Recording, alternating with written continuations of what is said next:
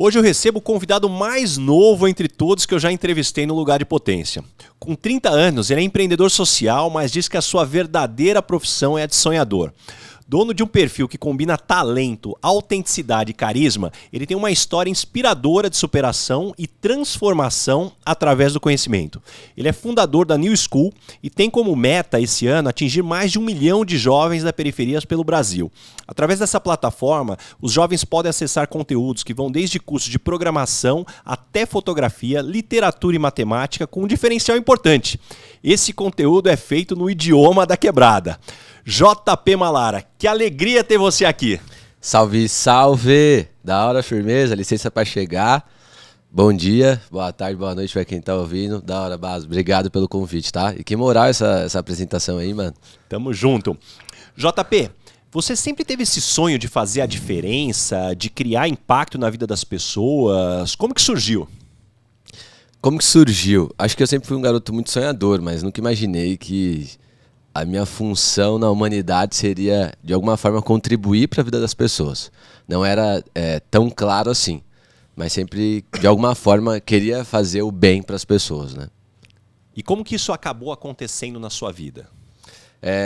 Eu acho que foi natural, né? Eu nasci e cresci num ambiente onde a desigualdade, a crueldade é muito comum, né? Você começa a se familiarizar com aquilo. Mas quando você é criança, você olha aquilo, você sabe que aquilo de alguma forma está errado, porque você é puro, né? Você ainda não foi mordido pela maldade quando você vira adulto. E foi muito louco, porque eu vi aquilo e falava, mano, tá errado. Só que os adultos achavam aquilo normal. E aí eu fui crescendo e eu comecei meio que a achar aquilo normal também. Até que um dia aconteceu uma tragédia na minha família e eu fiquei indignado, fiquei revoltado. E falei, mano, não acho que isso é normal. A gente não pode achar que isso é normal, isso não pode ser normal. Nasci e cresci na periferia, pra quem não sabe, eu sou o 6º filho de uma família de 7 homens. A minha mãe e meu pai são semi-analfabetos, a dona Ana, ela é empregada doméstica, eu tenho muito orgulho disso. E estudei em escola pública, sempre tive a vida normal, que eu achava que era normal, mas agora eu tô entendendo que, na real, essa não é uma vida normal. Eu vejo várias pessoas falando de um mundo que eu não conheço, né? E no dia 12 de janeiro de 2014, eu recebi uma notícia, inclusive ontem fez 8 anos, eu recebi a notícia que mudou minha vida. A minha mãe me ligou, era perto do meio-dia, era aniversário do meu irmão mais novo, e ela simplesmente falou assim pra mim, filho, acabaram de matar seu irmão, preciso de você aqui. Eu não tava esperando por aquilo. Ninguém tá esperando pela morte de uma pessoa do nada. Né? Uma pessoa que ia fazer 19 anos no dia. E aí quando eu cheguei lá, eu vi meu irmão no chão com um tiro no peito, minha mãe chorando em cima dele. No dia do aniversário dele, mano, eu não pude dar um abraço nele. Então achei que foi... E é isso, sabe? Tá normal. E aí eu olhei aqui e falei, não tá normal, mano. Fiquei revoltado. Inclusive o policial que tinha baleado ele tava comemorando, né?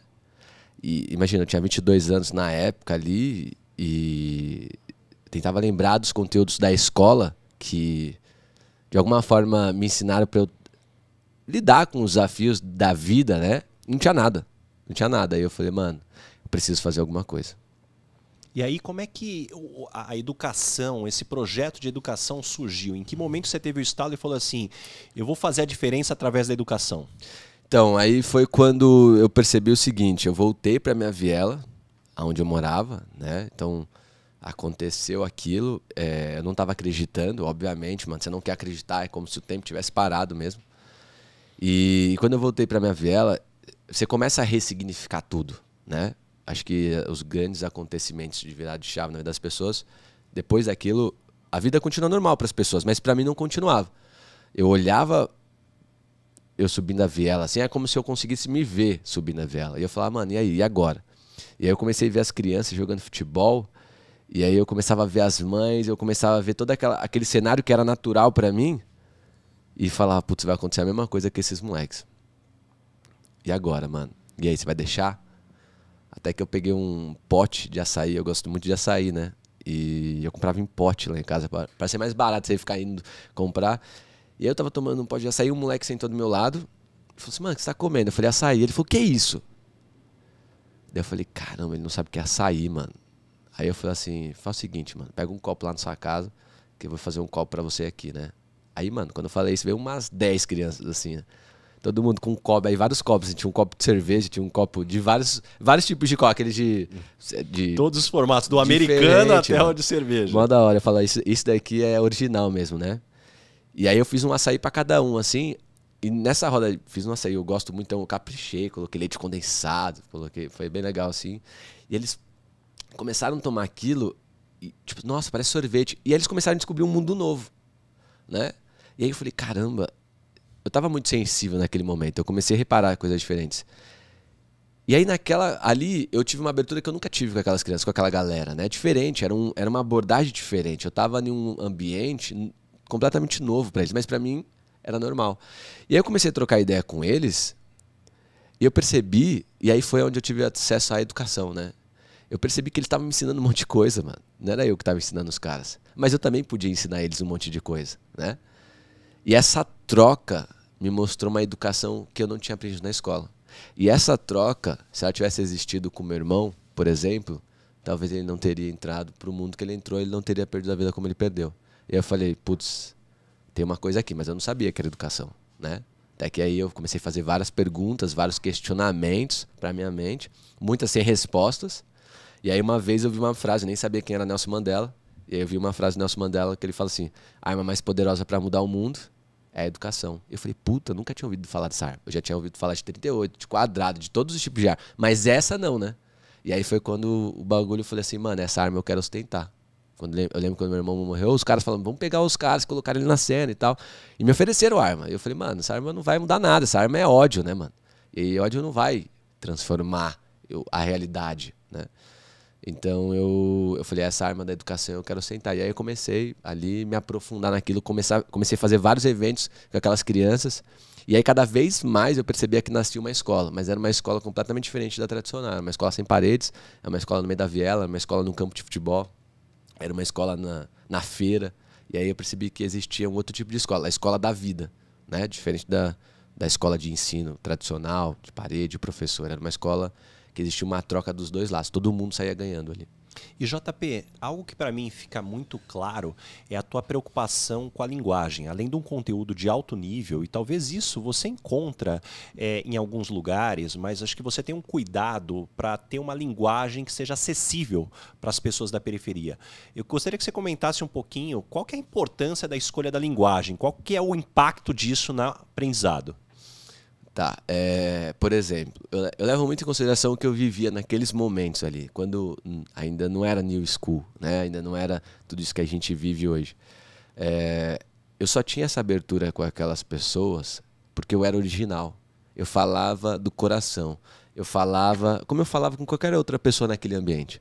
Eu não me posicionava em uma pessoa mais culta, mais inteligente, ou que falava um português melhor. Menosprezando a fala daquela pessoa, a forma de se expressar daquela pessoa. Que é um pouco do que acontece, por exemplo, no ambiente tradicional educacional, né? Você não pode falar como você fala com seus amigos, para um professor, ou enfim, para uma autoridade da educação. Ele vai falar, mano, você está falando tudo errado.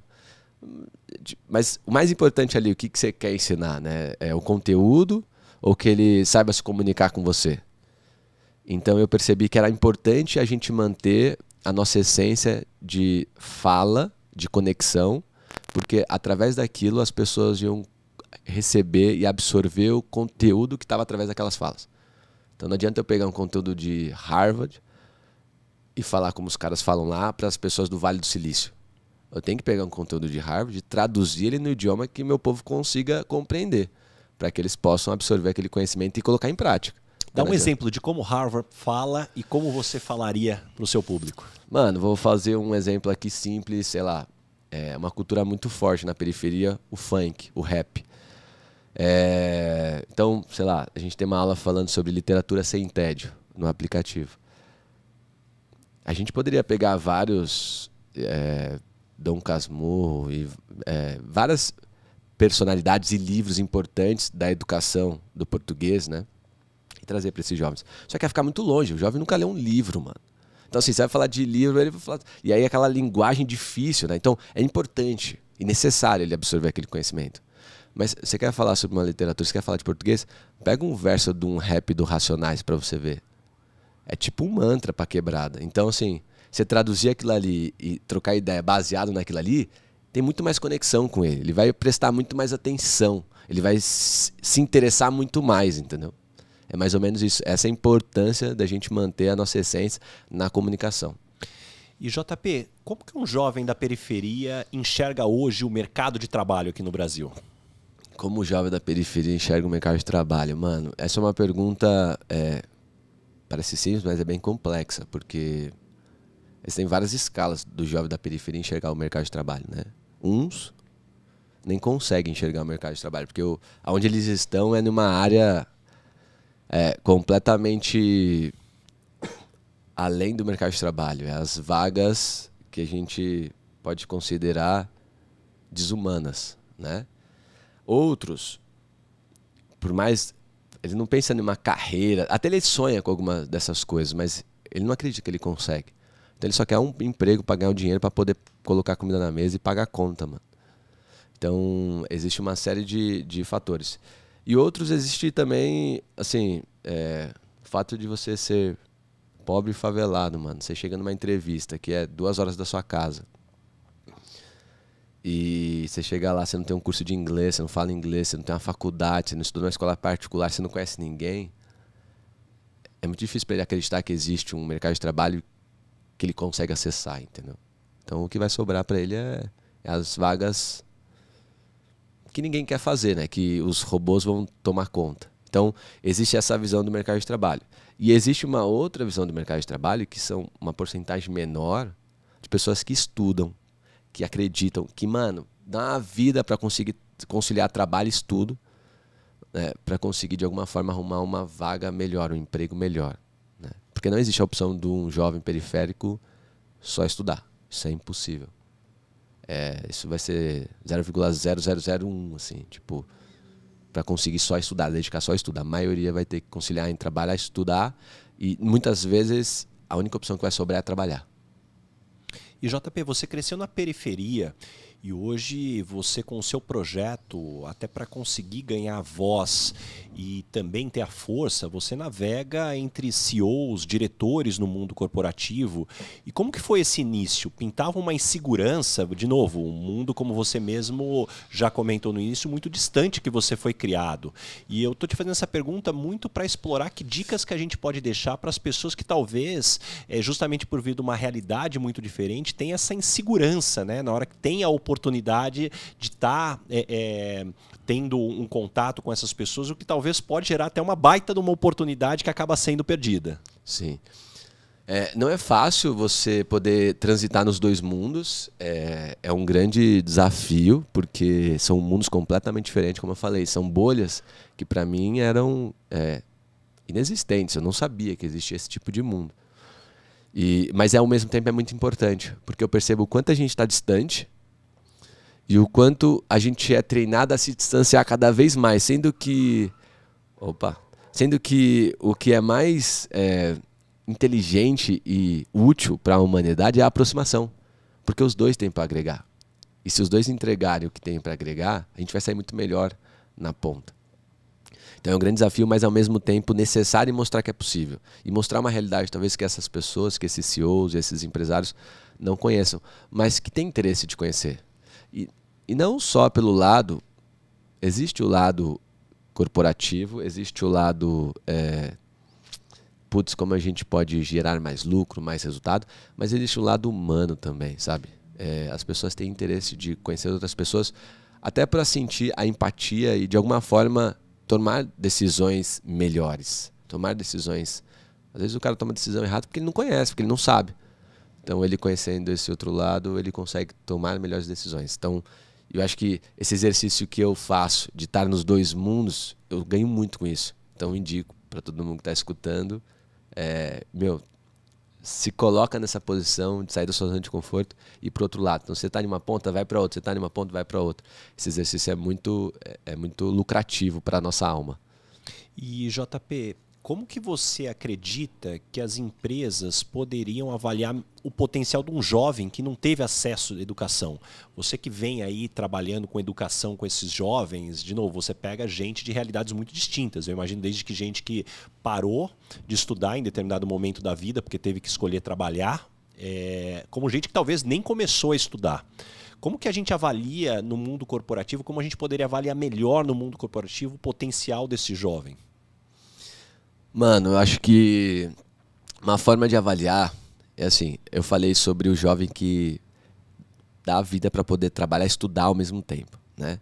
E esse que trabalha e estuda, muitas vezes, ele só vai conseguir pagar uma faculdade, ele não vai conseguir fazer, é muito difícil ele conseguir fazer uma faculdade pública, porque a estrutura educacional que ele teve acesso foi uma estrutura um pouco precária, limitada e dificultou o acesso dele a uma universidade pública. Então, poucos conseguem, são as exceções. E aí tem uma outra porcentagem, essa é uma porcentagem grande, que vai conseguir acessar a faculdade, mas naquele jeito que eu falei de trabalhar, estudar e, mano, viver para isso. E normalmente ele vai acessar uma faculdade que não é tão boa. Ele não vai conseguir pagar uma faculdade que a mensalidade é 5 conto, 3 mil, né? Ele vai pagar uma faculdade mais, mano, mais popular, uma faculdade que o mercado ainda não vê tanto valor. Então, quando ele olhar para esse tipo de certificado, ele tentar avaliar outras características comportamentais, não só técnicas. Eu acho que isso ele vai conseguir enxergar muitos talentos que existem, que gostariam de trabalhar ao lado dele e que estão só esperando uma oportunidade para viver o sonho de, mano, eu vou poder ser alguém na sociedade. Então eu acho que é isso, é dar espaço para outras avaliações para além do currículo, para além do certificado, para além do que aquela pessoa conseguiu mostrar ali. Tem outras coisas que ela não mostra ali, mas que tem muito valor. Então, resiliência, persistência, né? Fé, coragem, criatividade, mano. O povo da periferia é o povo mais criativo que existe do universo brasileiro. Onde tem problema, precisa de criatividade para ser resolvido. Então, eu acho que as empresas poderiam olhar para isso, tá ligado? Eu acho que se as empresas conseguirem dar esse espaço, ia ser muito. Essa faculdade, ela não tem preço. Então, ia ser muitos ganhos para as empresas. E hoje, a hora que você olha as pessoas que já passaram pela New School, conta um caso pra gente que você se orgulha bastante de já ter impactado na vida dessa pessoa. Que você falou, poxa, olhando aqui, acho que a gente conseguiu ter a nossa parcela para fazer a diferença. Mano, tem muitos casos, eu acho que a gente for olhar, é muito legal você ver o caso isolado. É pequeno o caso isolado, mas é real e aquilo multiplicado em um monte, você fala, mano, que da hora a minha vida tá fazendo sentido. Mas um específico que eu vivo diariamente e que, mano, inclusive eu tô aqui, um dos motivos é estar por ele, né? É o Ronald, eu sempre falo dele. Porque ele é um garoto muito que me reflete muito a dificuldade da periferia. Tem vários outros iguais a eles, tem várias histórias, mas a dele especificamente é um garoto que é filho de pai e mãe surdo, tem um irmão autista. Eu conheci ele em uma palestra, a gente vai nas escolas falar sobre o aplicativo, falar sobre educação. E ele que chegou em mim, eu jamais imaginei, ele era aquele bagunceiro, ele estava zoando na palestra, e até fiquei brincando com ele na hora que eu estava fazendo a palestra nas escolas. E aí eu fiquei zoando, porque, mano, é o bagunceiro, é o moleque do fundão, é o moleque que causa e tal. E aí no final da palestra ele chegou em mim e falou assim, mano, meu primeiro idioma é Libras. Será que... E eu passo mó veneno na rua, mano, tentando fazer os corres pra minha mãe, pro meu pai, porque é difícil pra eles conseguirem fazer as coisas, ninguém consegue se comunicar com eles, né? E existe um mercado de 9 milhões de pessoas que são surdas. Tem como eu ensinar a periferia falar Libras? Eu olhei para ele assim, eu falei, mano, mentira, esse moleque tá querendo ensinar Libras. Que da hora, né? Porque os estereótipos que são empurrados para essa galera é outro, né? Imagina aquele moleque bagunceiro da sala. E ele quer, de alguma forma, agregar valor para as pessoas. E eu falei, então tá, demorou, vamos fazer. E, mano, essa foi a deixa pra gente se conectar. Hoje, ele é líder do P&D da Quebrada, que é o time que escreve as aulas. É um garoto que já trouxe vários outros garotos, não pela fala, pelo exemplo. E depois de bastante tempo da gente já ter se conhecido, ele me contou uma história muito específica que me marcou muito. Ele falou, mano, o mesmo dia que você deu espaço pra nós trocar ideia e falar sobre, pra gente trocar ideia e falar sobre Libras, o meu melhor amigo foi convidado para entrar numa facção. E minha vida fez um caminho completamente diferente.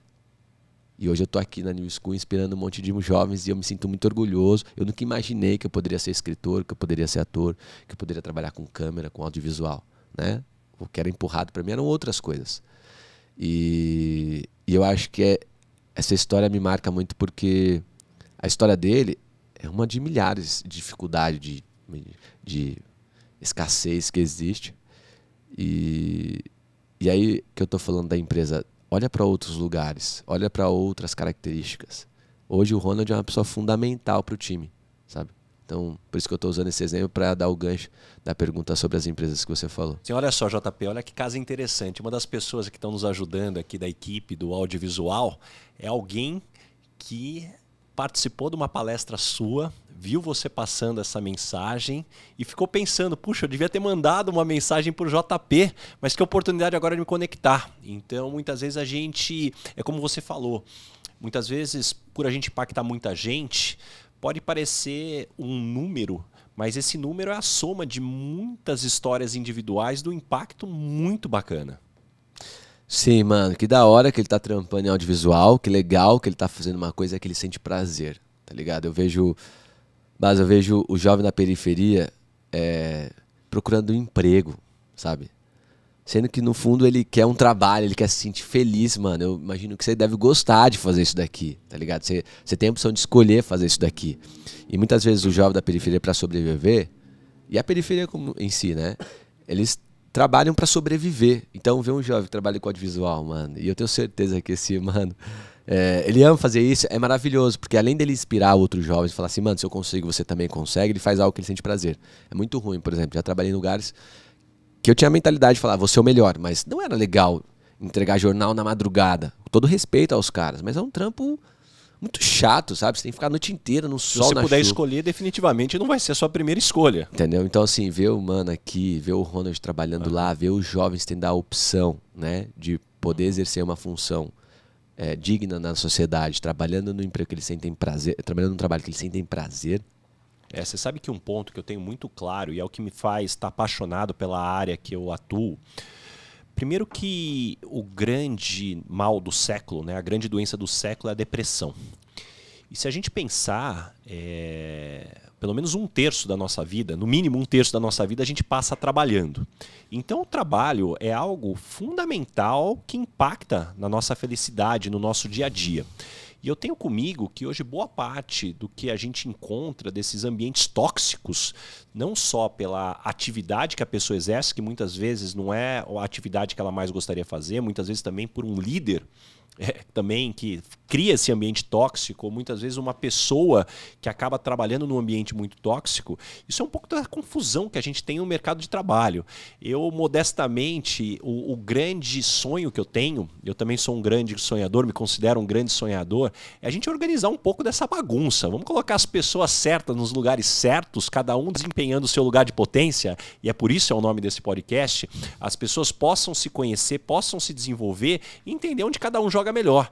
Porque eu tenho comigo, se você colocar as pessoas certas nos lugares certos para serem liderados pelas pessoas certas, não só a gente vai ter um ambiente mais saudável, mas também com mais oportunidades. E não tem muito segredo, pessoas felizes produzem mais do que quando pessoas que não estão felizes. A gente vai ter um PIB maior e um país melhor. Então eu acredito que a educação ela vem justamente para fundamentar o que a gente está conversando aqui, mas principalmente lembrando que o resultado final é como que a gente extrai o melhor de cada um. Que a pessoa possa se conhecer da mesma forma como um bebê, que quem tem filhos, eu tenho um filho de 3 anos, e quando ele começa na alimentação, a recomendação é que sempre você dê o máximo de comida para ele, para que ele teste todos os sabores, para lá na frente ele cresça com tudo isso. Mas infelizmente com carreira a gente não tem essa possibilidade. Sim. Muitas vezes a gente nos é colocado somente aquelas poucas opções pela realidade que a gente vive, seja pela falta de acesso à educação, mas também muitas vezes porque é a realidade da sua família, dos seus amigos. Eu estudei a minha vida inteira em escola pública. Olha só. E isso que da hora. Eu sempre digo, eu estudei a minha vida inteira em escola pública, me formei num curso que eu não atuo mais, numa faculdade que não é conhecida, e eu tive a oportunidade de estar numa família que incentivou muito a educação, a leitura. Então isso fez toda a diferença para mim. Só que mesmo tendo acesso a isso, Nunca tive um headhunter na minha família. Nunca tive alguém que trabalhasse com recrutamento. Aliás, quando eu comecei lá atrás como headhunter, seria como hoje se alguém falar que quer ser youtuber. Assim, pô, que profissão que é essa? Você sabe que existe, mas não sabe muito bem como funciona. Aliás, eu acho que youtuber hoje é mais conhecido do que era headhunter lá atrás. Sim. Então, a questão assim de você ter acesso ao cardápio de opções e falar assim, puxa, o que é cada opção? O que combina mais comigo? Talvez hoje eu poderia estar trabalhando numa área, eu sou formado na área de tecnologia e não seria feliz como eu sou hoje, não teria crescido consequentemente como eu cresci hoje. Então acho que o que você faz é talvez não deixar que as pessoas parem de sonhar, como você comentou. Puxa, no início, eu como criança, sem ainda ser picado pela maldade da vida adulta, eu tinha o meu lado sonhador. Então com isso, como que a gente não perde isso ao longo do tempo? Sim. Só uma parada aqui, Baza. Eu falei, nossa, Baza, você falou, eu estudei em escola pública. Eu falei, nossa, que da hora você estudou em escola pública. Não é, ai, nossa, que da hora porque você estudou em escola pública. É porque, assim, é difícil para alguém que vem de uma educação, né, limitada, porque a escola pública, da hora que existe a escola pública, é muito importante, mas ainda precisamos modernizar, atualizar muito ela. E você ter chegado onde você chegou. Então, isso que é legal. Foi isso que eu quis dizer quando eu falei, da hora, parabéns. Porque daí você mostra para outros jovens que estão vindo de lá, é possível, entendeu? E JP, agora o teu lado empreendedor, né? Agora você tem um time, não é um time pequeno, é um time que está crescendo. Então, conta um pouquinho para mim esses primeiros desafios como líder. O que você aprendeu na prática que ninguém tinha te contado? Nossa, tem muita coisa, né? Eu acho que essa é uma das grandes... Acho que um dos grandes desafios é ser líder, é liderar pessoas. Porque... basicamente, a gente chegou onde a gente chegou hoje e eu sinto que a gente nem começou ainda o que a gente vai construir por causa das pessoas. Sem elas, a gente não teria feito nada disso. Mas, ao mesmo tempo, é desafiador, né? E é isso que a gente está falando. Pessoas felizes, elas são muito mais produtivas, elas trabalham com prazer e é muito mais legal estar junto delas do que pessoas amarguradas, do que pessoas que estão infelizes, né? Então eu acho que esse é o maior desafio, liderar pessoas. 2, eu não tive esse caminho de estudar sobre isso. Então é meio que trocar o pneu com o carro andando, sabe? Eu tenho que fazer a coisa acontecer e ao mesmo tempo tenho que aprender sobre liderar. E, assim, tem uma vantagem de estudar e aprender ao mesmo tempo, porque é mais rápido. Você erra, mas às vezes prática também. Você coloca em prática. Eu acho que isso eu tenho acesso a algumas pessoas que só estudam. Eu falo, mano, ela tem muito conhecimento, nós queria ter 10%. Mas na prática também ela não tem nada. Então, assim, não adianta você fazer só um lado. E também não adianta você só trabalhar. Tem que ter esse equilíbrio entre os dois. Então, esse está sendo o meu maior desafio. Como dividir esse tempo de estudar e trabalhar e como colocar da forma mais eficiente isso na prática, corrigindo os erros rápido e corrigindo a rota. É muito louco. E também sem perder a nossa essência, o nosso propósito, a nossa causa, porque é isso que faz a gente ser o que a gente é. Então, quando você começa a estudar e você começa a ter acesso a esse mundo corporativo, a chance de você se perder ou se vender é muito grande, né? Então, quer dizer que eu não quero crescer? Não, não é que eu não quero, a gente tem que crescer. Esse é o mínimo aceitável. No School tem que chegar em 10 milhões de jovens no final de 2023. Então, assim, como você chega lá sem se vender, sem se perder, continua com o propósito, com a essência e com as pessoas, com o olho brilhando, com as pessoas felizes, sabe? É muito louco. E JP, você é o empreendedor, mas você diz que a sua verdadeira profissão é sonhador. Sim. Quais são os outros sonhos que ainda estão na sua lista para conquistar? Você fala profissional ou pessoal? Porque tem os dois. Vamos então para os dois. Eu acho que profissional é a gente conseguir mostrar essa nova educação, né?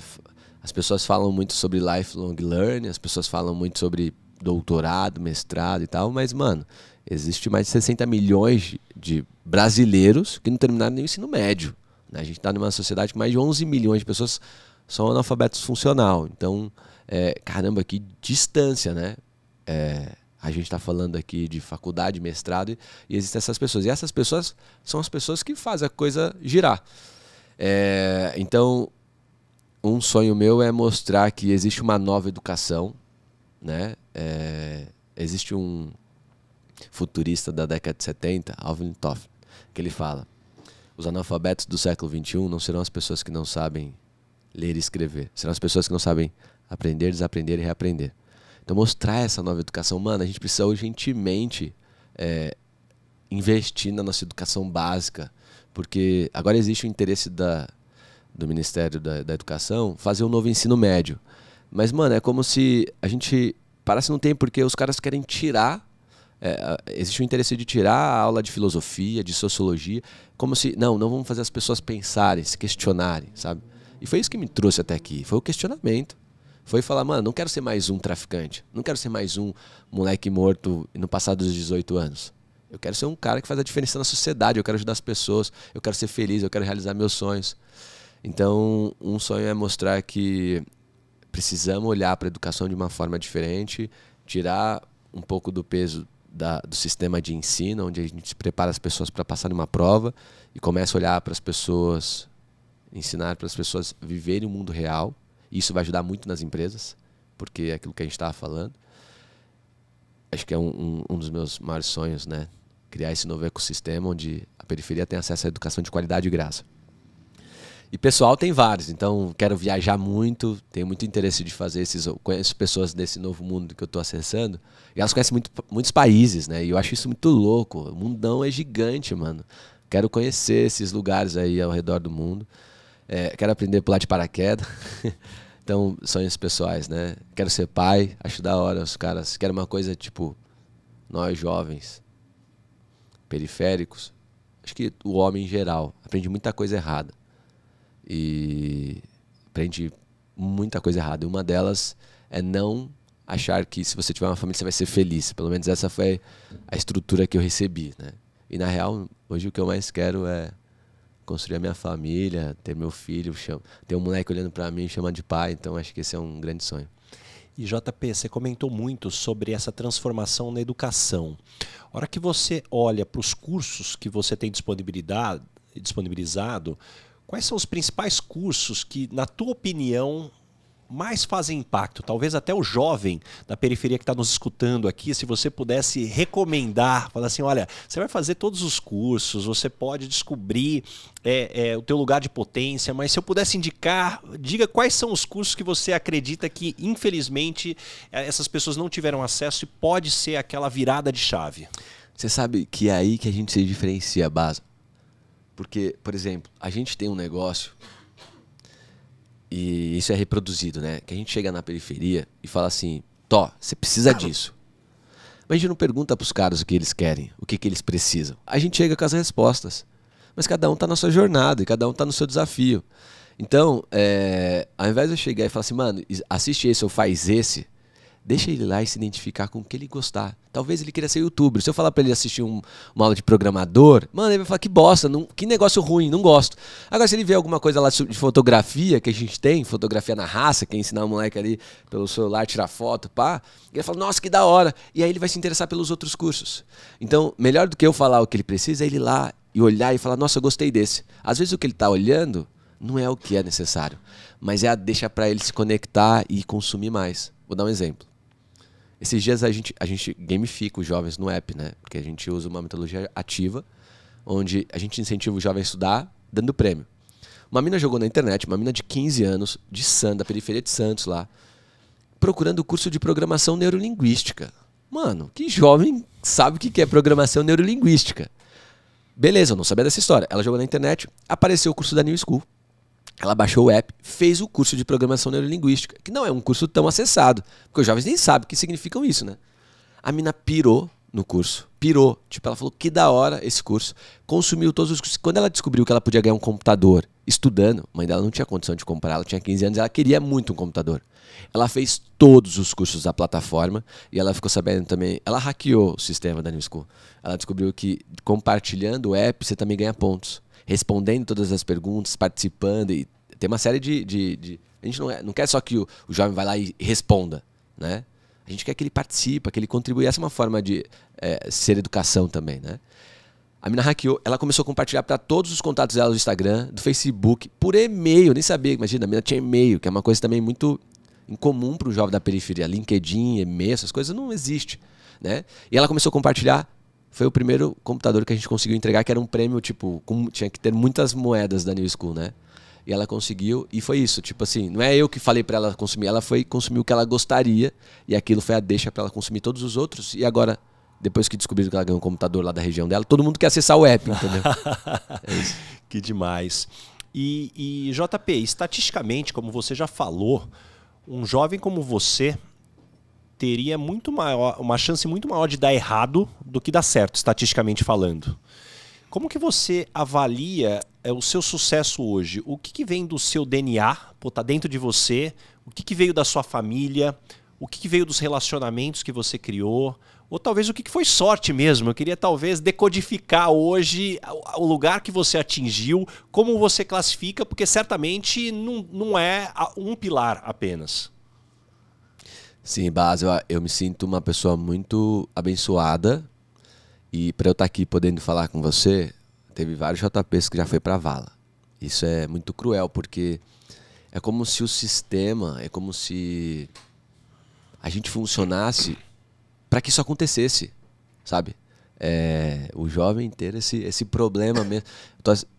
Terminei, eu já tinha assisti de novo uma série chamada Pico da Neblina. É uma coisa polêmica, não sei se eu posso trazer aqui, mano. Vambora. É da HBO, que é uma coisa, por exemplo, que a periferia não tem acesso, tá ligado? Eu consegui uma senha e tô usando. Tem um monte de conteúdo legal lá, com uma qualidade muito acima da média. E aí, essa série, ela fala sobre a legalização da maconha no país. Como seria isso, né? E foi muito louco, porque não é bom pro país ter a legalização. Porque, mano, tem um monte de gente que recebe pelo tráfico de drogas. Um monte de gente ligados à política, ligados à polícia, né? Então, se legaliza, eles perdem essa teta ali que eles têm de receber uma propina. Então, é como se o jovem da periferia também tivesse que ter esse polícia contra bandido e essa insegurança na sociedade, essas pessoas vivendo essa loucura. E aí, eu lembro do fórum que falou uma coisa que me ficou marcado. E a gente não aprende isso tão fácil igual a gente aprendeu no fórum, mas falou: a sociedade, ela é treinada para o consumo, né? E é isso. Então, assim, putz, um cara que desponta e cria uma educação e quer fazer diferença e quer levar um negócio de graça, tem gente que não gosta. E tem gente que trabalha para que isso não aconteça, entendeu? Ou a periferia ocupando espaço que não era dela, sabe? Então tem esse lado. E ao mesmo tempo, tem um outro lado onde as pessoas estão olhando e falando: mano, é necessário. Olha o quanto a gente ganha nessa troca. Tanto você quanto eu. Não é uma coisa que só eu ganho ou só você ganha. A gente tá trocando e os dois estão saindo melhor, sabe? Então, acho que eu saí um pouco da resposta, mas o que me diferencia, é não desistir, é ser um moleque sonhador. Acho que o sonho é um dos meus maiores combustíveis, né? Também não conhecer muito, porque se eu conhecesse tudo, talvez ali na regra exata da parada eu ia falar: mano, não fecha essa conta, não vai dar, né? Então, às vezes ser leigo em algumas coisas é bom, porque você vai puro, você vai com brilho nos olhos e você vai... Aquela história, não sabia que era impossível, foi lá e fez. Isso é bom pra caramba também. Às vezes eu olho e falo: putz, as pessoas falam: você tá louco? Eu penso: nossa, que bom que eu tô louco. Né? Porque se fosse ele, talvez ele já teria desistido aqui, porque não é fácil, obviamente. E ouvir a sua voz de dentro, assim, eu acho que a tua intuição, mano, isso daí faz muita diferença. Às vezes a gente fica muito externo e entrar e falar: mano, deixa eu ouvir que essa voz aqui de gente tá falando, tá ligado? Como que sua voz interna fala com você? Putz. É uma voz que dá porrada, é uma voz que acalma, é uma voz que incentiva? Como que ela fala com você? Mas ela me fala de várias formas, ela tem várias épocas, assim, sabe? Hoje, ela tá numa coisa mais filosófica. E eu acho que eu tô vivendo esse momento filosófico. São dias assim, tem dias que, mano, ela tá me cobrando pra caramba. Tem dias que ela fala: filho, descansa, relaxa. Tem dias que ela fala: meu, você falhou aqui, você poderia ter ido mais. Tem dias que ela fala: mano, você tá indo muito, você vai morrer, sabe? Agora, dia 12 de janeiro de 2022, fez 8 anos que meu irmão morreu. E foi muito louco. Por exemplo, ontem de noite eu tive a oportunidade de ir com a minha mãe no mercado.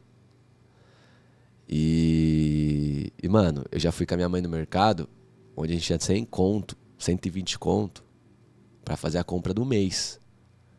E você chegar e passar ali as compras no caixa, com 120 reais, você não compra nada, mano. E quando passa alguma coisa que era importante também, sabe? E você tem que mandar a caixa devolver porque não vai fechar a conta. Mano, você se sente a pior pessoa do mundo, tá ligado? Isso aconteceu durante esse processo, várias vezes. E ontem eu tive a oportunidade de chegar no mercado e falar pra minha mãe, mãe, pega o que você quiser. Não que ela vai fazer uma compra de 10 mil reais, mas ela não vai ter aquela preocupação de olhar centavo por centavo pra pegar um sabonete ou uma pasta de dente, tá ligado? Então, eu acho que nesse momento eu tô numa sensação de gratidão por não ter desistido e saber que a gente tava fazendo a coisa certa.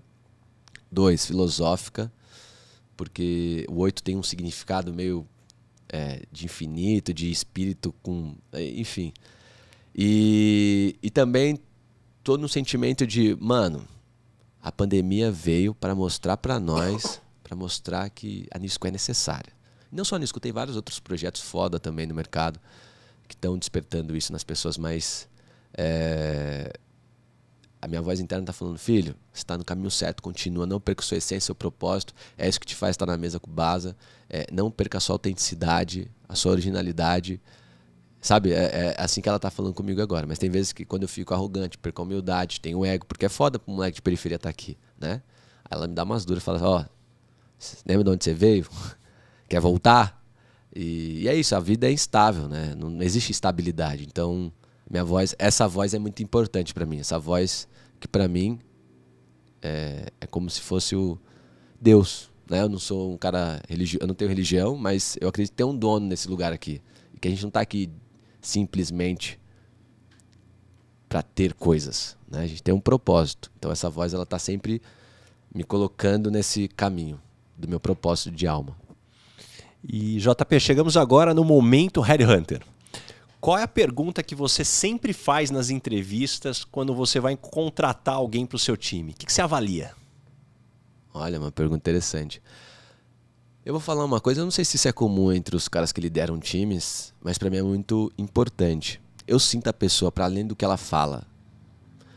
Então eu quero ter tempo com ela, eu quero trocar ideia com ela, eu quero tentar ao máximo tirar as embalagens que ela trouxe, que para o mercado é importante, que para mim não vai fazer tanta diferença.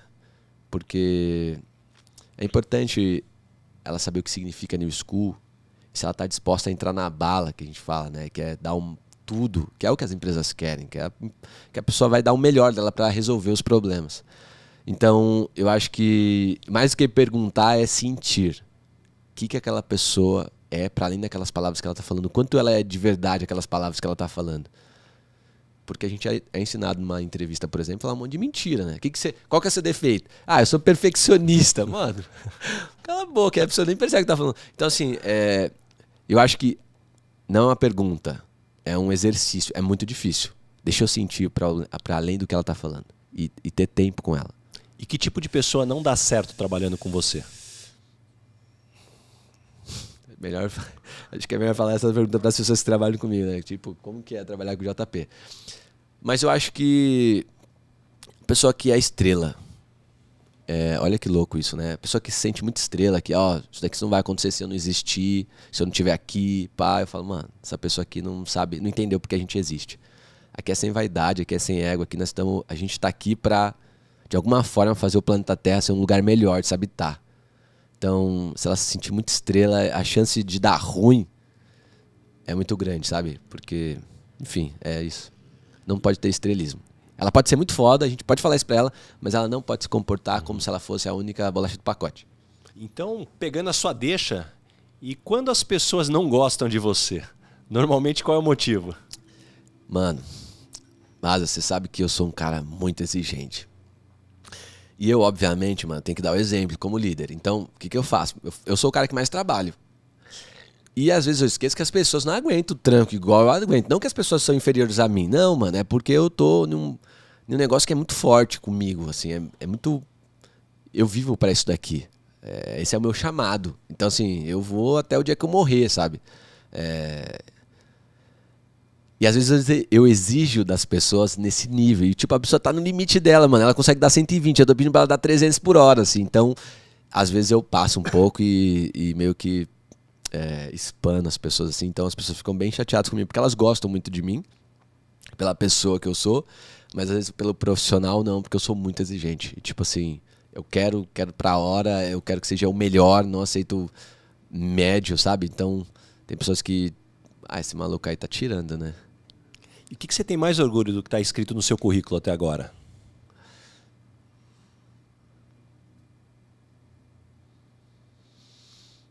Eu acho que o que eu tenho mais orgulho é... Uma delas é a memória do meu irmão não ter sido a fotografia de quando ele morreu, porque muitas pessoas julgaram, né? Seu irmão era traficante, seu irmão era bandido. E não era isso que ele queria seguir. Meu irmão era muito mais inteligente, muito mais legal que eu. Então, o jovem da periferia não nasce, eu quero ser traficante. É o exemplo que ele tem. Então, ele vai seguir o exemplo de sucesso que ele tem, ele vai virar aquilo, mas ele não quer ser aquilo. Então, uma delas é mostrar para além dessa fotografia que foi tirada no dia da morte dele, que isso daqui só existiu por causa da memória afetiva que ele deixou no meu coração, e foi isso que me norteou por muito tempo e me norteia até hoje. E eu acho que essas vidas que a gente tá impactando positivamente, mano. É da hora ver os moleques igual esse, mano. Já ouvi sua palestra e de alguma forma você contribuiu pra eu estar aqui. Mano, obrigado por me dar um exemplo bom, porque eu não tinha exemplo. É difícil você ter um exemplo JP, um moleque que não perdeu a essência, que é da periferia, tem orgulho e consegue mostrar para as pessoas que é possível, mesmo com as limitações, mesmo com as dificuldades. Ver outros jovens vencendo, para mim, é tipo, muito orgulho. E o que você gostaria de perguntar pro Baza Headhunter? Baza, você é feliz? Cara, eu sou extremamente feliz porque eu tenho a possibilidade de trabalhar com o que eu amo e trabalhar com pessoas que eu adoro estar junto e poder chegar em casa e ter paz. Então, para mim, esse conjunto faz toda a diferença. E, principalmente, um denominador que, para mim, é muito importante, tá aprendendo todos os dias. Cara, ser headhunter é ter a possibilidade de ler uma biografia a cada entrevista. E se a gente tiver a humildade para lembrar que a gente tem 2 ouvidos e uma boca, a capacidade que a gente tem de aprender todos os dias é fantástico. Então isso é o que me deixa apaixonado por essa profissão e tá há 15 anos e me ver ainda por muito tempo fazendo isso. E a hora que eu construo um projeto com a ajuda de muita gente, de ter impacto nas redes sociais, é minimamente pensar, puxa, eu estou extraindo ali o conhecimento, não vou dizer que é Robin Hood, que eu estou pegando o conhecimento ali do C-Level, né, dos diretores-presidentes, levando para todo mundo, sem custo, não é esse o aspecto, mas principalmente a questão da democratizar o acesso, esse para mim é a palavra. E a hora que eu chego aqui agora com um projeto como esse, com um podcast, de falar assim, cara, eu tenho acesso a muita gente para eu chamar aqui para ser entrevistado, mas como é que eu faço uma curadoria alinhada a pessoas que têm o conteúdo que eu quero propagar? Porque a audiência, a fama, ela, a verdade seja dita, é mais fácil ser construída na polêmica, na pancadaria, na treta. Agora, conteúdo do conhecimento, ele talvez, quando a gente olha a audiência, é mais desafiadora. Mas então é você se preocupar menos com isso. Até porque eu brinco que número de seguidores é que nem ser rico no banco imobiliário. Não é isso que vai fazer a diferença no final. Para mim, o que importa é o impacto de cada um. Se eu receber uma mensagem de uma pessoa que eu consegui impactar, para mim eu estou feliz. Não preciso ter milhões de seguidores. Não é isso que vai me fazer feliz. Sim. Você me pegou desprevenido aqui. Eu não sabia que ia entrevistar, né? Posso fazer uma segunda pergunta? Então, acho que essa... Por que eu fiz essa pergunta, ser feliz? Porque acho que essa é o mais importante de tudo, né? Você é feliz. E uma segunda pergunta é...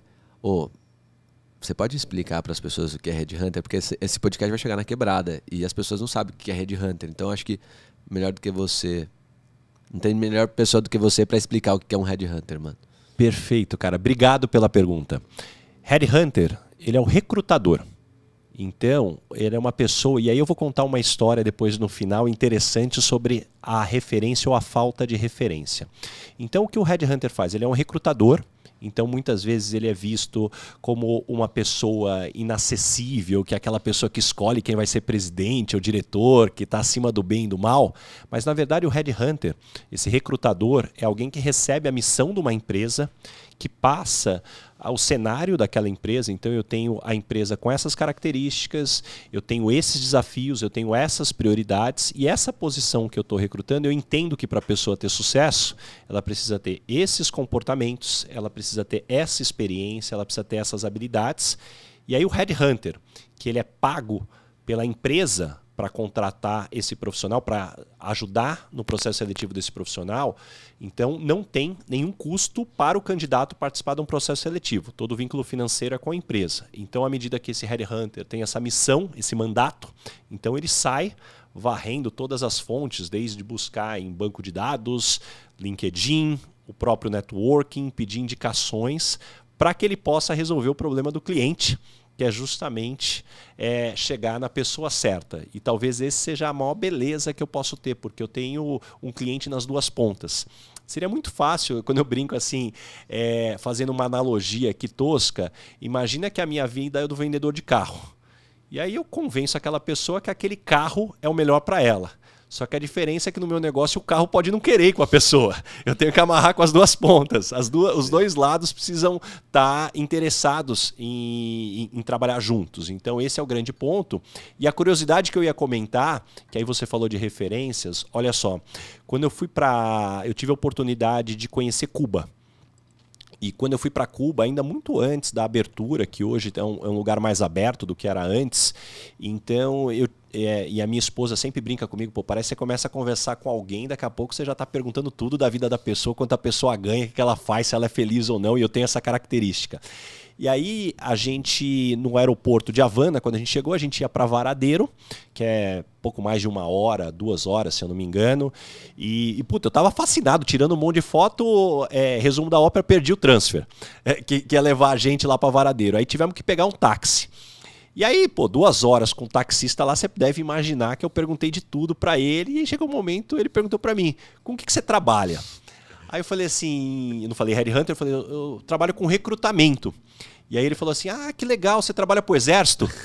Porque, de novo, não tinha mundo corporativo em Cuba naquele momento, então qualquer recrutamento era puramente do exército recrutando pessoas ali para os batalhões. Então, de novo, a questão das referências.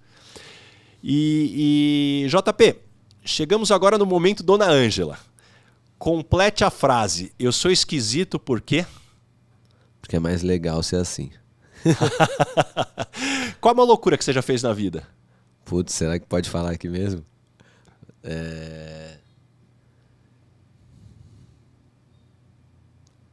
Tem muitas coisas que eu falo, mano, que loucura. Uma delas é não desistir dos meus sonhos. Acho que essa é uma grande loucura. Muito bom. E caminhando agora para o final, JP, o nome desse podcast é Lugar de Potência. Qual que é o seu lugar de potência? Que tipo de situação, ambiente, cenário que pode te jogar lá que você brilha? Meu problema? Eu acho que é isso, mano. A gente tá... O líder é isso, ele tá ali pra resolver problema. Então eu falo pro meu time, ó, galera, vocês vão resolver os problemas. Só vai chegar em mim quando for um problema impossível. E aí eu vou resolver. Porque eu vou ter que dar um jeito. Mas eu acho que colocar ali, num lugar de problema, eu gosto da parada de resolver, porque se eu conseguir resolver ali, eu falo, mano, consegui o maior desafio, então as outras coisas ficam mais fáceis. E deixa aqui para o pessoal algumas dicas de fontes de conhecimento. Como é que você se mantém informado? Como é que você se desenvolve? Eu acho que olhar pessoas que você gosta e que você admira e consumir o conteúdo que ela fala, ou como ela se comporta, o que ela pensa, né? E ao mesmo tempo que ela começar a falar alguma coisa que não é legal, você tira ela. Você coloca ali no seu conselho. Ela falou merda, você tira. Põe pra fora. Então, eu acho que essa é uma forma. 2. Mano, eu acho que é importante você estudar sobre... Isso é um desafio pra mim também, tá? Eu não fui... Então, é uma pergunta desafiadora. Não quero me colocar numa posição de... eu tô ensinando a galera. Tô abrindo aqui um desafio pra mim. Eu não aprendi a gostar de estudar. Eu achava que estudar era ruim, né? Inclusive, pra gente que é da periferia, você só precisa aprender a ler e escrever. Isso já é o suficiente pra você... né? Era a referência que minha mãe me dava. Filho, termina o ensino médio. Então é difícil você ler um livro, por exemplo, mano. Você lê alguma coisa que você precisa, não é que você quer, você precisa. Então, por exemplo, eu já li 3 vezes A Startup Enxuta. Mano, eu não queria ter que ler 3 vezes aquele livro, eu queria ler outro tipo de livro, né? Mas, então, conseguir conciliar esses dois.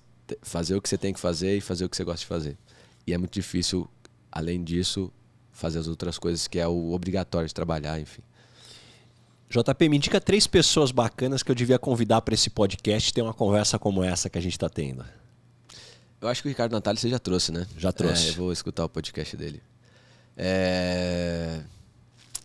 Que tipo de pessoa você quer trazer aqui para... Você é o host aqui, você é a pessoa que vai me indicar aqui 3 pessoas que você acha bacana. Mano, eu vou falar 3 pessoas do meu mundo. Se eu acho que você me convidou, era isso que você queria despertar. Elas são do mundo artístico, da música, mas eu acho que é legal ouvir esses caras porque eles têm muito a trocar com esse público que você fala. Então, o MC Hariel, o Emicida e o Mano Brown. São 3 caras que tem muita coisa para falar para esse público que você fala. Da mesma forma que tem que ter essa aproximação, acho que esses 3 podem trazer bastante conteúdo da hora. Se você conseguir, vai ser muito foda. Muito bom. E assim, agora eu vou voltar a pergunta para você, porque ela é uma pergunta que eu sempre faço. Eu não posso terminar meu podcast sem fazer essa pergunta para todos os convidados. O que é felicidade para você? O que é felicidade para mim? Boa. Eu acho que é me sentir útil na humanidade. Tô falando o que tá passando aqui na minha cabeça, tá? Sem filtros. Me sentir útil.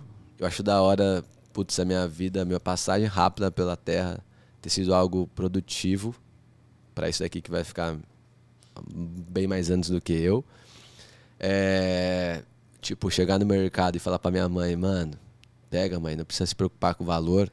Cê é louco, isso daí pra mim foi, tipo, zerar a vida, sabe? E poder fazer algo que eu gosto, mano. Eu gosto de fazer o que eu faço na New School. É difícil, é desafiador, às vezes parece impossível, mas eu gosto de fazer algo que eu sinto prazer e que eu me sinto útil pro próximo. Fantástico. E JP, antes de terminar, eu queria dar um presente aqui para você, que é um agradecimento pela sua participação, um óculos da Nike enviado pelo nosso parceiro aqui, a Machon aqui, que tem aqui óculos aqui, ó. Olha só, cara. Pô, pode abrir aqui agora já? Fica à vontade aí, já vê se serve, se funciona já aqui. Louco, moleque. Vamos meter agora que já põe aí, ó. Vamos ver aqui, ó. Vamos andar de bike já. Olha só. Ficou chave? Olha lá. Ô, Bas, deixa eu falar uma coisa pra finalizar. Muito legal. Deixa eu tirar o óculos aqui, né, mano? Olhar no seu olho. É muito legal eu colar aqui e poder falar com você. Você é um headhunter, né? E a gente teve que explicar pra galera o que é ser headhunter, pá. Porque, de fato, é muito escasso as informações pra gente. Então, eu sou um recrutador. E você fez várias perguntas sobre entrevista. Mano, pra gente que é de periferia, chegar numa entrevista já é super constrangedor. Porque vai chegar um mano que a gente acredita, ou que a gente aprendeu a acreditar que aquele cara tem mais conhecimento que você, ele é mais importante que você, ele tem mais dinheiro que você, ele é super mais que tudo que você, né? Você não é nada. Até porque ele tá numa posição de te recrutar. E o moleque de onde eu venho vai chegar num cara como você, e ele vai sentar, e ele vai sentir muita dificuldade de se comunicar. Porque ele só tá acostumado a falar com a recepcionista, mano, com segurança e com a faxineira, tá ligado? Porque é a realidade que ele tem. Então, que bom a gente tá podendo trocar essa ideia aqui, que bom que os moleques sabem agora o que é um headhunter. E, mano, troca ideia de igual para igual. Nunca se acha menor ou maior que o outro, mano. Todo mundo é igual, todo mundo vai acabar igual aqui. Não, JP, só tenho que te agradecer, cara. Quanto aprendizado, assim, o quanto eu aprendo, na verdade, todas as vezes aqui que a gente teve a oportunidade de já estar juntos aí, aprendo muito. Acho que sem dúvida nenhuma você tem uma habilidade acima da média de conseguir fazer essa ponte entre as bolhas, como você comentou. E pra gente encerrar, eu queria pedir para você deixar aí como que as pessoas te encontram, quais projetos vêm pela frente. Primeiro eu queria falar, Nike, me patrocina. Galera, minha rede social é @meu Instagram, que é uma coisa mais comum pra gente também, né, mano? O Instagram é @JP por extenso, Malara. Meu LinkedIn é João Paulo Malara. Meu nome é João Paulo, meu vulgo é JP. É João Paulo Malara, e aí vai estar entre parênteses JP. O site da New School é newschool.app ou aqui é newschool.com. E é isso, mano. Da hora estar aqui. Obrigado pela oportunidade, pelo espaço. Foi um prazer te conhecer. E sucesso aí, mano, pro seu projeto. E que você possa dar espaço para muitas pessoas virem aqui agregar valor para as outras pessoas. Muito, muito legal a forma como você democratiza o conhecimento. Parabéns. Muito bom. Obrigado, JP. Valeu. Tamo junto. É nóis, família. Valeu.